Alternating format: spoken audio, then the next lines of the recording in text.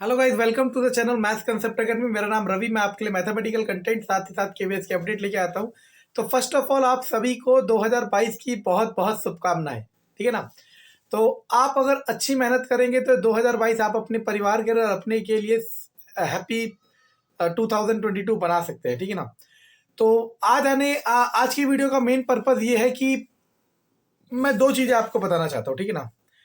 कल मैंने केवीएस के अपने कई सारे वाइस प्रिंसिपल और पीजीटी टीचर से बात किया और उन्होंने मुझे ये एश्योरेंस दिया और ये बताया कि मिड 2022 दैट इज जून और जुलाई, वैसे तो जून होता है, जून और जुलाई तक आपका केवीएस रिक्रूटमेंट आने वाला है डेफिनेटली। ठीक है ना। नीचे मैं पेड कोर्स का लिंक दूंगा नहीं, तो यानी कि मेरे को इससे कोई फायदा नहीं है। ठीक है ना। तो 2022 मिड तक रिक्रूटमेंट नोटिस आना वाला है, डेफिनेट है ये बात। ठीक है ना। और बहुत ज़्यादा हाई चांसेस है कि आएगा ही आएगा। ठीक है ना। और जैसा कि आपको पता है कि ओमिक्रॉन को लेके WHO ने अपनी गाइडलाइन दे दी है कि इसके बाद कोरोना वायरस खत्म होने वाला है। ठीक है ना। अब ये कितना सच है कितना झूठा हमें नहीं पता, लेकिन मैंने आपको कहा था कि ओमिक्रॉन अगर डिजास्टर फॉर्मेट नहीं लेगा तो रिक्रूटमेंट में फर्क नहीं पड़ेगा, और वो डिजास्टर फॉर्म ले रहा है नहीं ले रहा है ये आपको पता चलेगा। न्यूज़ ना देखे प्लीज़। ठीक है ना। न्यूज़ तो बेकार चीज़ें हैं, वो बस हमें डिस्गाइज कर रहे हैं। जब इलेक्शन होता है तब कोई न्यूज़ नहीं दिखाता कोरोना वायरस कहाँ फैल रहा है, कुछ फैल रहा है। जब उन पर कोई न्यूज़ नहीं होती तब वो दिखाने लगते हैं कि लोग लापरवाही कर रहे हैं। ठीक है ना। ये सब कहने वाली बात है। गरीब आदमी कमाएगा नहीं तो क्या करेगा, जिसकी प्राइवेट जॉब है वो घर से ना निकले। ये सब एक बहुत बड़ा मुद्दा है, लेकिन हम इन सब में नहीं पढ़ना चाहते। ठीक है ना। चलो छोड़ो।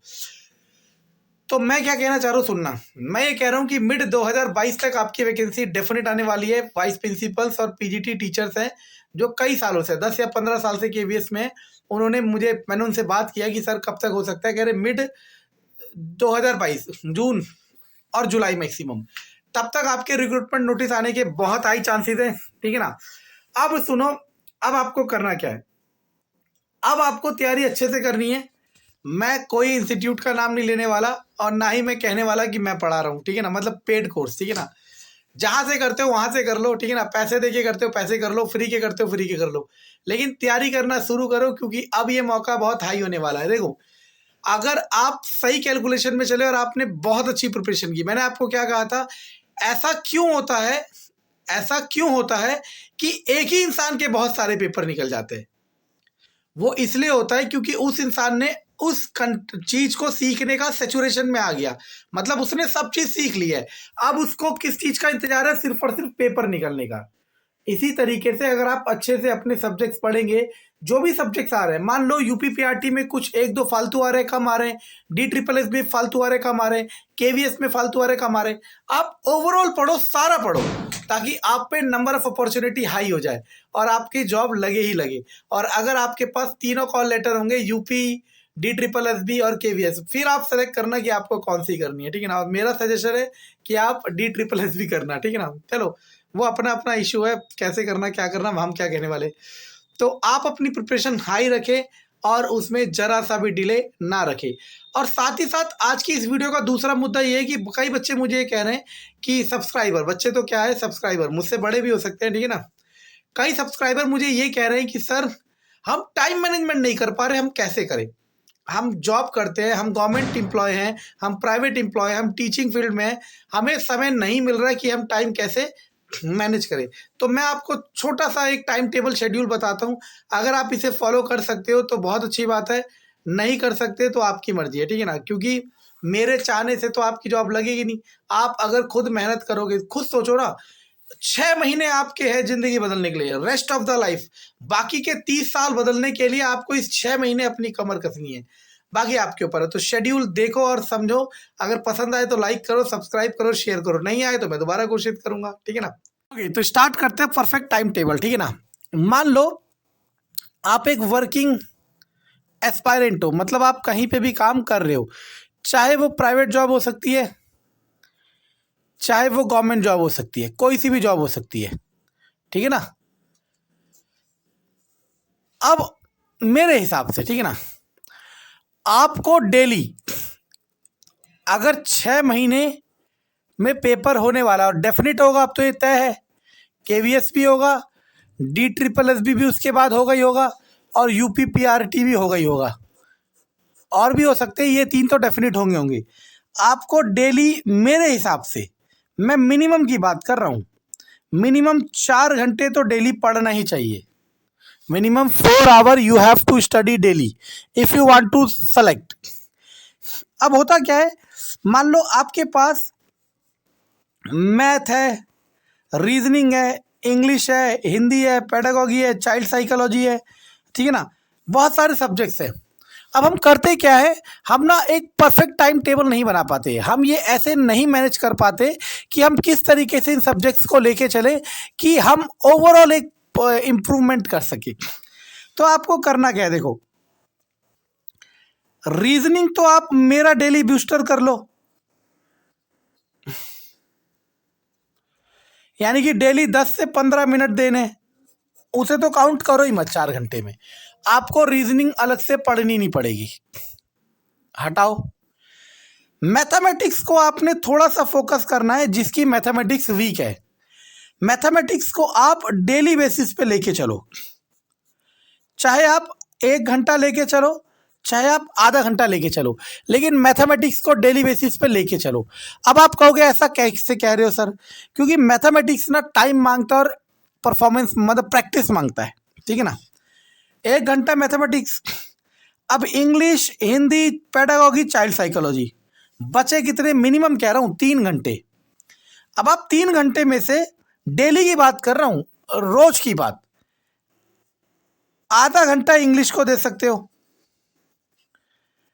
आधा घंटा हिंदी को दे सकते हो, क्योंकि इनके नंबर क्या है, कम कम है, 10-10 नंबर के। इसके बाद अच्छा, अब आपके पास एक सब्जेक्ट साइंस भी है, साइंस को आप 1 घंटा दे दो ज्यादा से ज्यादा, 1, 2 और 1, 3। अब आप पे बचा पेडागोगी और चाइल्ड साइकोलॉजी। अब आप क्या करना, अल्टरनेट डेज में, मतलब अगर 6 दिन होते हैं तो MWF और TTS, तो MWF में 1 घंटा आप पेडागोगी पढ़ना, तो TTS में 1 घंटा आप चाइल्ड साइकोलॉजी वाले पढ़ना। समझ आ रहा है मैं क्या कह रहा हूं। अब आप अगर इसे डेली करोगे, मैं कह रहा हूं गारंटी है, और मिनिमम 4 आवर है। अगर आपकी क्षमता है, आप कहीं जॉब नहीं करते हो, तो आपके ये मिनिमम होने चाहिए 6 घंटे।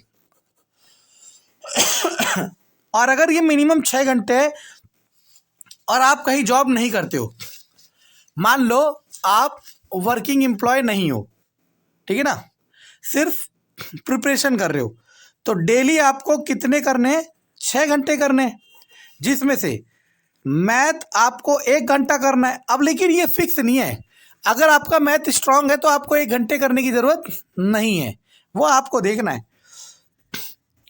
इंग्लिश, हिंदी, अब आप ये ऐसा भी कर सकते हो, इंग्लिश हिंदी को देखो, आधा आधा घंटा डेली था ना, आप ऐसा भी कर सकते हो और वहां पे भी कर सकते हो। आप 1 घंटा करो अल्टरनेट, मतलब MWF को अगर हिंदी कर रहे हो तो TTS को इंग्लिश करो, MWF को अगर हिंदी कर रहे हो TTS को इंग्लिश करो। इसके बाद बचा आपके पास साइंस। साइंस जिसका वीक है और आपको पता है 20 नंबर आएंगे, आप उसे 1 घंटा डेली दो। अब आपके पास बचा रीजनिंग, तो मेरे वाले रीजनिंग बूस्टर से बहुत हो जाएगा और बीच बीच में टॉपिक देता रहूँगा। आज वीडियो इसलिए नहीं आई क्योंकि यार नया साल है, फैमिली में सेलिब्रेशन हो रहा था, तो मैं थोड़ा सा वहाँ बिजी था, क्योंकि फैमिली को भी समय देना जरूरी है, ठीक है ना। इसके बाद अब आपका पेडागोगी बचा, पेडागोगी को 1 घंटे डेली पढ़ो और चाइल्ड साइकोलॉजी को भी 1 घंटा डेली पढ़ो। 1, 2, 3, 4, 5। अब जो 1 घंटा आपका बचा, उसमें आप प्रीवियस की रिवीजन करो, जो भी आपने पीछे मतलब पिछले दिन पढ़ा है। रिवीजन सबसे जरूरी है। अब पता है शेड्यूल से क्या होगा, इस शेड्यूल से ऐसा होगा बच्चों कि अगर आपने स्टार्ट किया तो पहले महीने, आपको ये तो पता ना 21 दिन में आदत बदल जाती है। 21 दिन वो टाइम है जिसमें कोई भी आदत आ जाती है। पहले महीने मतलब 21 दिन आपको मुश्किल लगेगा, लेकिन जहां 2 महीने हो गए, मैं कह रहा हूं मेरा गारंटी है, बंगाली बाबा वाला बन जाएंगे कि गारंटी वाला, ठीक है ना। गारंटी अगर आपने 2 महीने इसको फॉलो कर लिया, तीसरे महीने आपको प्यार होने लगेगा इस शेड्यूल से। तीसरे महीने आपको प्यार होने लगेगा इस शेड्यूल से। और अब सुनना मैं क्या कह रहा हूं। अब होगा क्या, अब होगा ये कि जब आप इस शेड्यूल को 3 महीने पूरा कर लोगे, तब आपका क्या होगा, मैथ का, साइंस का, रीजनिंग का, इंग्लिश का, हिंदी का, ये सारे सिलेबस पूरे हो जाएंगे। सारे सिलेबस क्या हो जाएंगे, पूरे हो जाएंगे। अब इसके बाद और हो सकता है पेडागोगी और चाइल्ड साइकोलॉजी भी हो जाए। फिर इसके बाद आपको लगाना है प्रीवियस ईयर के सेट। मतलब टाइम जो 6 घंटे था या 4 घंटे था, वो टाइम उतना ही रहना चाहिए, लेकिन अब जो आप समय पढ़ने को दे रहे थे वो आप किसको दोगे, प्रीवियस ईयर के सेट को। लेकिन इसमें भी आपको एक तरीका अपनाना है, इसे कहते हैं कॉन्टिन्यूस अप्रोच कहते हैं, ठीक है ना।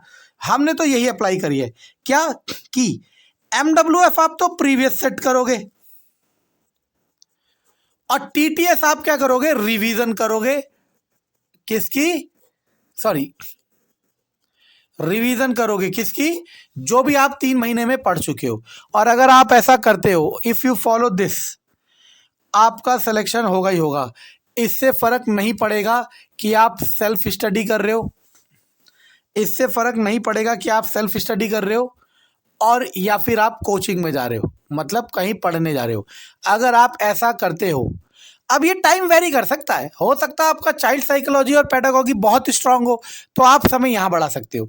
लेकिन जो जॉब कर रहा है उसे 4 घंटा डेली, चाहे प्राइवेट हो गवर्नमेंट हो, और जो जॉब नहीं कर रहा उसे 6 घंटा डेली पढ़ना चाहिए। देखो, समझने की कोशिश करना, एक बहुत बड़ी चीज है। एक होता है एक बार रोना और एक होता है जिंदगी भर रोना। अगर आप इस 6 महीने अच्छी मेहनत कर लोगे, मतलब संघर्ष कर लोगे, तो रेस्ट ऑफ द लाइफ आप उसको कैश कर सकते हो या एंजॉय कर सकते हो, यानी आप लाइफ को जी सकते हो। अगर आपने 6 मंथ ऐसा मेहनत नहीं किया, जरूरी नहीं है 6 घंटे ही हो, 7 भी हो सकते हैं, 5 भी हो सकते हैं, लेकिन परफेक्ट तो यही है, नहीं किया तो आप पूरी जिंदगी घिसते रहोगे। आपको पता है, जब भी कोई कोरोना वायरस का नया वेरिएंट आ रहा है, पता है प्राइवेट जॉब वालों की सांसें रुक जा रही हैं कि कहीं यार दोबारा काम वाम ना छूट जाए। और वहीं जो गवर्नमेंट एम्प्लॉय है उसे फर्क नहीं पड़ता, एक रत्ती भर जान का फर्क पड़ता है। वो डिपेंड क्या करता है कि खतरा है, वो भी 1% लोगों को, लेकिन मैक्सिमम को फर्क नहीं पड़ता कौन सा वेरिएंट आ रहा है, जो गवर्नमेंट एम्प्लॉय है, क्योंकि सरकार सैलरी दे रही है, उनका काम चलेगा। इसीलिए आप लाइन के इस तरफ आओ, और मैं शुरुआत से यही कह रहा हूँ, और मेरे इस चैनल में आने का मतलब ही यही है।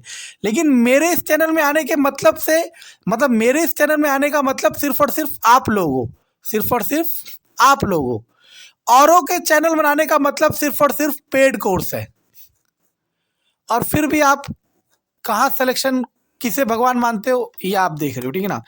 तो वीडियो को पसंद करें, पसंद ना करें, सीखे, और जो शेड्यूल मैंने बताया उसे फॉलो करें। किसी की ज़रूरत नहीं पड़ेगी, ना मेरी ना किसी और टीचर की। इस शेड्यूल को फॉलो करने के बाद 3 महीने बाद आपको रिजल्ट जरूर दिखेगा, ये गारंटी है। Thank you.